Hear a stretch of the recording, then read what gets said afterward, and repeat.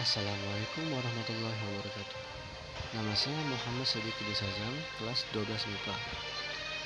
Di video ini, saya akan menjelaskan tentang pemberontakan PKI di Madiun tahun 1948 dan juga G30 SPKI.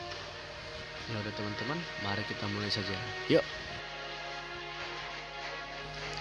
PKI terbentuk pada tanggal 23 Mei 1914 yang merupakan partai komunis non-penguasa terbesar di dunia setelah Uni Soviet dan Tiongkok yang pada akhirnya diajukan pada tahun 1965.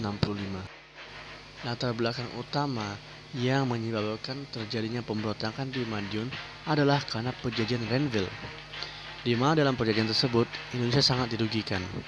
Belanda dianggap menjadi pihak yang paling diuntungkan dan pihak kabinet Amir menjadi jatuh.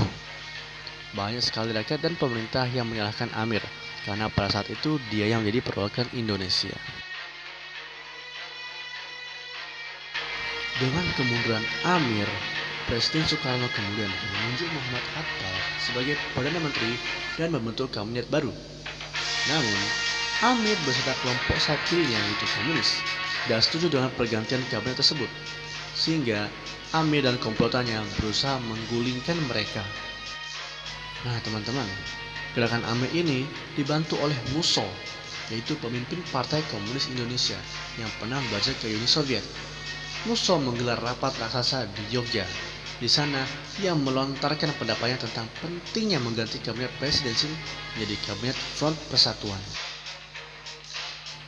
Setelah itu, Musso bersama Amir dan kelompoknya berusaha untuk menguasai daerah-daerah yang dianggap strategis di Jawa Tengah, yaitu Solo, Madiun, Kediri, dan lainnya. Kerusuhan yang terjadi di Surakarta membuat perhatian semua pihak pro pemerintah terfokus pada pemulihan di Surakarta. Sedangkan pada 18 September 1948, PKI FDR sedang menuju ke arah timur dan berusaha menguasai kota Madiun. Keesokan harinya, FDR mengumumkan terbentuknya pemerintahan baru yang disebut Republik Soviet Indonesia.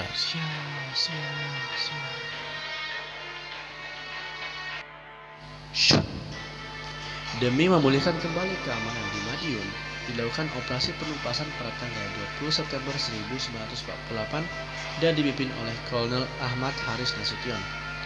Penumpasan ini berlangsung selama 2 bulan dengan strategis. Dalam operasi ini, penumpasan itu pada tanggal 31 Oktober telah diberitahu bahwa Musso berhasil ditembak mati. Lalu, pada tanggal 29 November, Amir Syarifuddin dan para tokoh sayap kiri lainnya menyerah, lalu ditangkap dan dijatuhi hukuman mati. Namun sayangnya, perjuangan PKI tetap lanjut. Pada tahun 1965, PKI memberontak kembali, atau yang kita kenal dengan peristiwa G30 SPKI. Ia adalah suatu peristiwa pemberontakan yang terjadi pada malam hari di tanggal 30 September hingga 1 Oktober 1965. Peristiwa ini menelan korban jiwa dari 7 perwira tinggi dari militer Indonesia dan beberapa orang lain yang juga kehilangan nyawa karena usaha kudeta terhadap pemerintahan Presiden Soekarno. 7 pahlawan revolusi yang tumbang di malam hari itu ialah Jenderal Ahmad Yani, Maijen Suprapto, Maijen Haryono, Maijen S. Parman, D.I. Panjaitan, Brigjen Stoyo Siswomiarjo, dan Letu Pierre Andreas Tendian. Beberapa latar belakang yang membuat PKI memberontak ialah Angkatan kelima. Yang dimaksud adalah Angkatan Darat kelima adalah permohonan oleh PKI terhadap TNI untuk membuat Angkatan kelima. Inti gerakan ini ialah mempersenjatai orang-orang sipil terutama kaum buruh dan petani agar bisa membantu Indonesia dalam konfrontasi militer dengan Malaysia. Namun, hal itu ditolak oleh TNI sehingga membuat PKI mengamuk. Latar belakang kedua ialah Nasakom.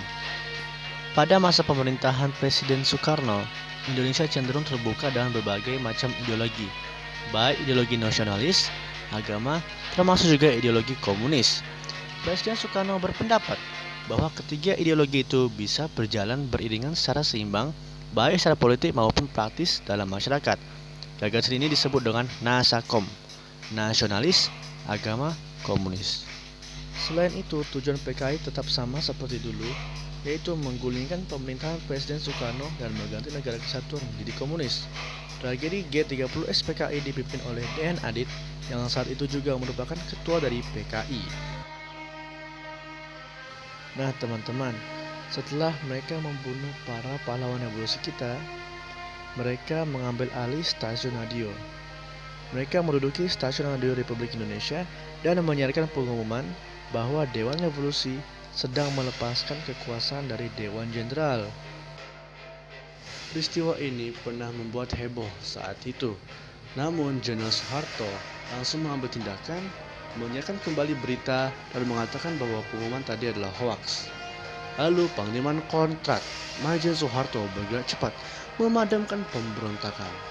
Kemudian pada para pelaku G30S dilakukan sangat cepat dan PKI nyatakan berada di balik gerakan pengambilan alihan kekuasaan dengan kekerasan. Para tokohnya diburu dan ditangkap. Sebagian tokoh PKI diadili di mahkamah militer luar biasa. Sebagian jatuhi hukuman mati.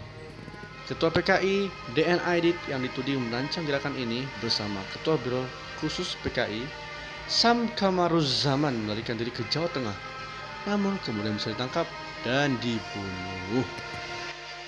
Demikian, pada tanggal 2 Oktober 1965, G30S PKI berhasil digagalkan dan Jakarta berhasil dikuasai kembali oleh Soeharto dan Resimen Angkatan Darat. Tamat. Terima kasih sudah mendengarkan presentasi saya. Kurangnya mohon dimaafkan. Sekian dari saya. Wassalamualaikum warahmatullahi wabarakatuh.